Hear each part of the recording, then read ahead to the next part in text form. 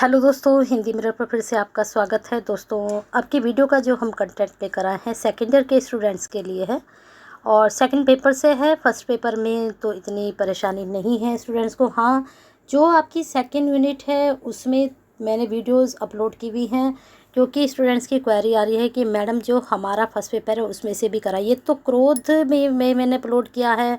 आपके जो है दूसरी जो वीडियो है निंदा रस है, और साथ में आपका आम फिर बोरा गए, साथ में लक्ष्मण का चरित्र चित्रण भी है। तो उसमें रह क्या गया है, आप अपनी प्लेलिस्ट चेक करिए।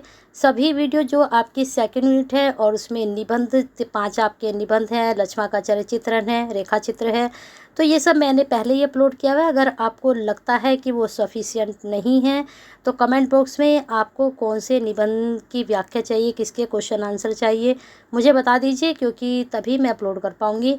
वैसे ज़्यादातर जो आपके क्वेश्चन बनेंगे फर्स्ट पेपर में से क्रोध में से बनेंगे, निंदा रस में से बनेंगे, और आपके लक्ष्मण जो चरित्र चित्रण है उसमें से बनेंगे, और जो लास्ट की यूनिट है उसमें से आपके सूखी डाली में से बनेंगे क्वेश्चंस। ठीक है, सूखी डाली का भी मैंने अच्छे से एक्सप्लेन किया है। अगर आपको नहीं मिल रहा है तो मुझे बताइए, मैं आपको लिंक सेट कर दूंगी। चलिए देखते हैं आपके सेकंड पेपर की सेकंड यूनिट। सेकंड यूनिट में आपको पता है जयशंकर प्रसाद जी है, सुमित्रा नंदन पंत हैं, तो इनकी कविताएं हैं, अज्ञे जी हैं, तो इनकी कविताएं हैं। उन कविताओं की मैं आपके लिए क्या उनमें आ सकता है, तो किस तरह से क्वेश्चन बन सकते हैं, ये वीडियो लेकर आई हूँ। जयशंकर प्रसाद जी की जीवनी तैयार कर लीजिए, मैं स्क्रॉल कर रही हूँ, इसका स्क्रीनशॉट ले लीजिए या फिर इसको पोस्ट करके पढ़ लीजिए। जयशंकर प्रसाद जी की जीवनी आप पंत जी की भी, प्रसाद जी की भी और अज्ञे जी की भी तैयार कर लीजिए। तीनों में से किसी एक की भी जीवनी आपसे पूछी जा सकती है। आपकी बुक का नाम है अवांछनीय हिंदी काव्य। अब इसमें आगे देख लीजिए, अभी आपने जीवन परिचय देखा, अब उनके द्वारा जो कृतियाँ लिखी गई हैं वो सारी यहाँ पर हैं। कामायनी है, चित्राधार है, आंसू हैं। आपके सिलेबस में क्या है, कामायनी है और आंसू है। कामायनी बहुत ही बड़ा महाकाव्य है, लेकिन आपके इसमें लज्जा सर्ग लिया गया है। ठीक है, लज्जा सर्ग के बारे में मैं बताऊंगी आपको। आगे है उपन्यास, इनका कंकाल, तितली, इरावती, कहानी संग्रह, नाटक साहित्य, ये सब इनके बारे में है। अब यहाँ पर शुरू हो चुका है आपका कामायनी के बारे में। चलिए देखते हैं क्या है। उन्होंने कहा है कि इसके अतिरिक्त प्रसाद जी ने काव्य कला तथा अन्य निबंध के नाम से भी निबंध संग्रह निकाला था। यहाँ तक उनकी जीवनी चल रही है। हिंदी साहित्य के इतिहास में जो है क्षेत्र में प्रसाद जी जो है प्रतिभा के दूसरे कवि माने जा सकते हैं, और कामायनी जैसी ऐसी ही लोकप्रिय रचना हिंदी जगत को दी जिसे पंचम देव की संज्ञा दी गई है। छायावाद की विराट पृष्ठभूमि में कामायनी हिंदी को लोकोत्तर उपहार है, वह साहित्य के मील का प्रस्तर है, अद्भुत रतनहार है। ठीक है, आगे देखते हैं। 15 सर्गों से युक्त यह काव्य रचना महाकाव्य की श्रेणी में आती है, जिसमें सृष्टि प्रलय के मिथक माध्यम से मानवता के विकास के रूपक को श्रद्धा, मनु और ईड़ा के व्यास से प्रस्तुत किया गया है। इसके चरित्र प्रतीकात्मक है। कामायनी के आमुख में प्रसाद जी ने स्वयं कहा है, आमुख यानी कि जो भूमिका होती है जब उन्होंने लिखी ये कामायनी, तो उसके बारे में उन्होंने लिखा। चलिए देखिए क्या लिखा उन्होंने कहा, यह आख्यान इतना प्राचीन है कि इतिहास में रूपक का भी अद्भुत मिश्रण हो गया है। इसलिए मनु, श्रद्धा, ईड़ा आदि अपना ऐतिहासिक अस्तित्व रखते हुए किसी सांकेतिक अर्थ की भी अभिव्यक्त करे तो मुझे कोई आपत्ति नहीं होगी। इसी कामायनी के 15 सर्गों में लज्जा नामक सर्ग का विशेष स्थान है। यह कामायनी का 6वां सर्ग है, ये बात याद रखिएगा।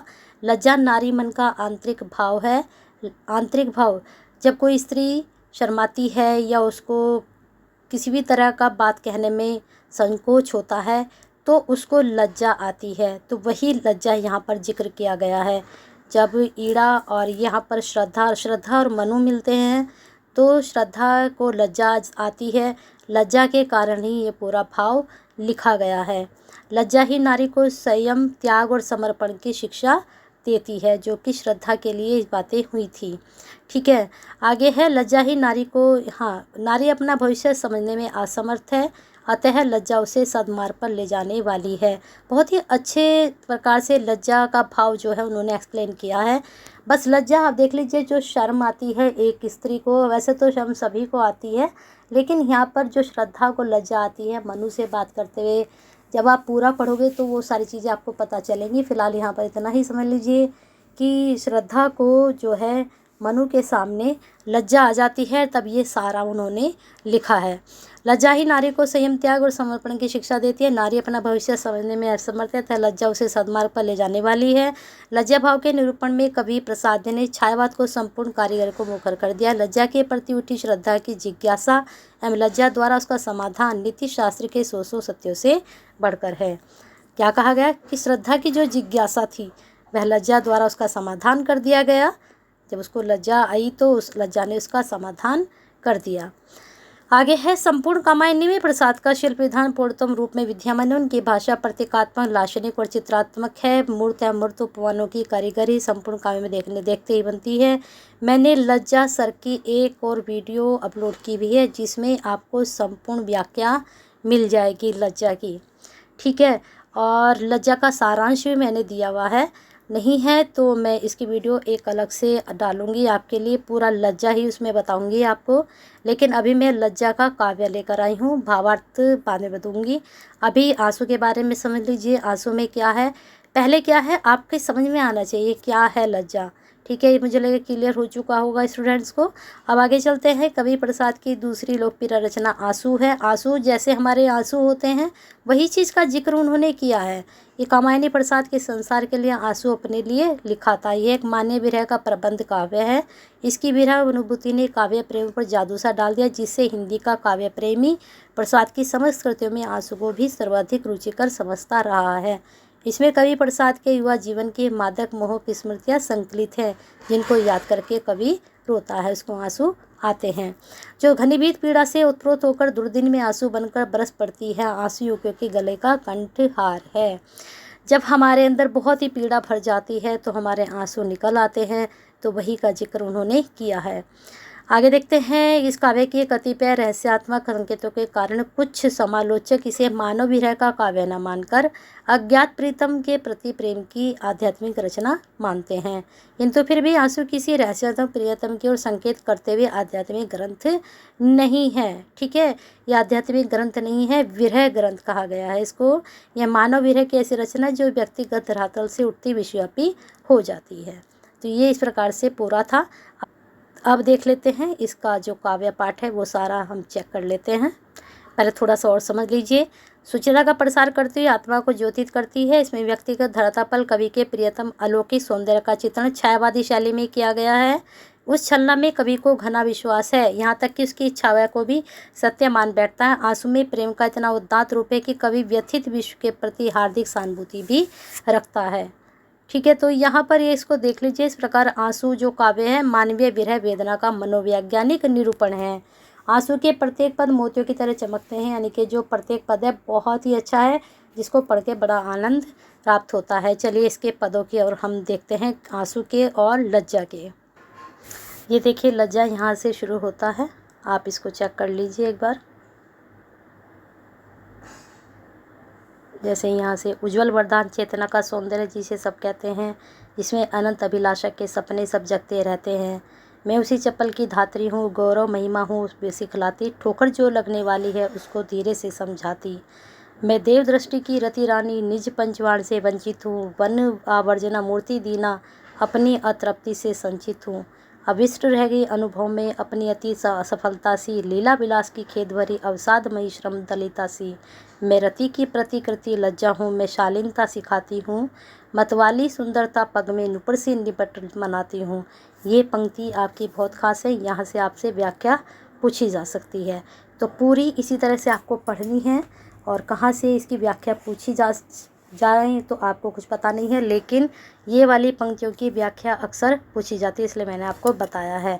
तो आप अच्छे से इसको पढ़ लीजिए। मैं स्क्रॉल करती जा रही हूँ पूरे को, मैं पूरी दोनों ही लेकर आई हूँ आपके लिए, लज्जा भी और आंसू भी। धीरे धीरे हम स्क्रॉल करते जाएंगे। इसका स्क्रीनशॉट ले लीजिए या फिर पोस्ट करके इसकी पंक्तियाँ पढ़ लीजिए।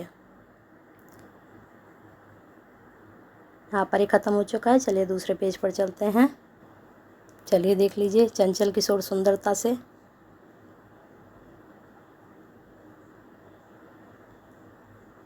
चलिए आगे देखते हैं। निसंबल होकर तिरती हूँ इस मानस की गहराई में, चाहती नहीं जागरण कभी सपने की सुगहराई में। नारी जीवन का चित्र यही।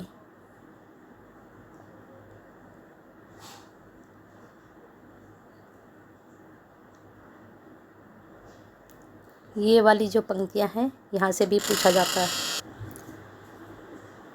नारी तुम केवल श्रद्धा हो विश्वास रगत नग पल तल में पीयूष रोसी बहा करो जीवन के सुंदर समतल में, वो वाली पंक्तियाँ। और ये पंक्तियाँ बहुत ही महत्वपूर्ण हैं, यहाँ से आपसे व्याख्या पूछी जा सकती है दोनों से। ठीक है, कामायनी खत्म, आंसू शुरू हो चुकी है। जो घनुपीत पीड़ा थी मस्तक में स्मृति सी साई दुर्दिन में आंसू बनकर भयाज बरसने आई, महत्वपूर्ण पंक्तियाँ हैं, इनको नोट कर लीजिए। चलिए आगे देखते हैं।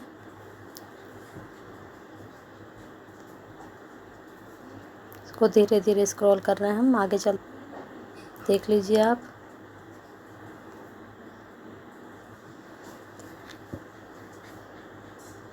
चलिए लास्ट पंक्तियां हैं। ये आंसू काव्य से आपकी पंक्तियां थी। अब रही इसकी व्याख्या की बात। अगर आपको इसकी व्याख्या भी चाहिए तो व्याख्या मैंने अपलोड की भी है, आंसू की भी और लज्जा की भी, और इसका मैंने सारांश भी अपलोड किया हुआ है। अगर आपको नहीं मिलता है तो मुझे कमेंट बॉक्स में बताएं। आप कमेंट बॉक्स में आप मुझे बताइए तो मैं आपको उसका लिंक सेंड कर दूंगी। ठीक है, और हिंदी मिरर से ऐसे ही बने रहिए। लाइक कीजिए, शेयर कीजिए ज़्यादा से ज़्यादा स्टूडेंट्स के लिए जिनके पास आंसू और जो आपकी कामायनी है उसकी पंक्तियाँ नहीं हैं, तो वो सारा मैंने आपको एक्सप्लेन भी कर दिया और बता भी दिया है कि इसमें क्या आना है और क्या आपको लिखना है। ठीक है, तो हिंदी मिरर के साथ जुड़ जाइए, बेल आइकन हिट कर लीजिए, सब्सक्राइब कर लीजिए ऐसे ही बेनिफिशियल वीडियो के लिए। और बच्चों के जो हैं स्टूडेंट्स की क्वेरी आ रही है कि मैडम हमारे एडमिट कार्ड कब आएंगे, तो एडमिट कार्ड आज 12 तारीख हो चुकी है, तो कल या परसों तक आपके एडमिट कार्ड भी जारी हो जाएंगे। तो बने रहिए हिंदी मिरर के साथ, जैसे ही एडमिट कार्ड आते हैं आपको इन्फॉर्म कर दिया जाएगा। और तब तक आपको लाइक तो करते रहना है। मैं कई बार कह चुकी हूँ कि जितने व्यूवर्स हैं उतने ही अगर लाइक आएँ तो बहुत अच्छा लगेगा हमें भी। और इतनी बेनिफिशियल वीडियो देने के बाद आप एक लाइक तो कर ही सकते हैं, आपका भी कुछ रेस्पॉन्सिबिलिटी बनती है एक लाइक करने की और एक शेयर करने की। बाकी के लिए हम बैठे हैं आपके लिए, तो बताते रहिए, सारी क्वेरीज पूरी की जाएंगी। अभी BA थर्ड ईयर की क्वेरी आ रही है कि उत्तरांचल का साहित्य, तो मैंने बहुत ज़्यादा वीडियो अपलोड की हुई हैं उत्तरांचल हिंदी साहित्य में भी, लेकिन हाँ अभी उसमें मैंने 2-3 टॉपिक रह गए हैं तो वो नहीं किए हैं अपलोड, तो मैं जल्दी ही उनको अपलोड करूँगी। साथ में BA फर्स्ट ईयर के भी सारे सब्जेक्ट की कोशिश कर रही हूँ कि मैं दिन में 3 या 4 वीडियो तो अपलोड कर ही रही हूँ। वो अगर मुझे टाइम मिलता है तो इससे ज़्यादा भी कंटेंट मैं आपको दूंगी एग्ज़ाम से पहले पहले। तो बने रहना है हिंदी मिरर के साथ, अपना प्यार और साथ ऐसे ही बना के रखना है, शेयर भी साथ के साथ करते रहना है।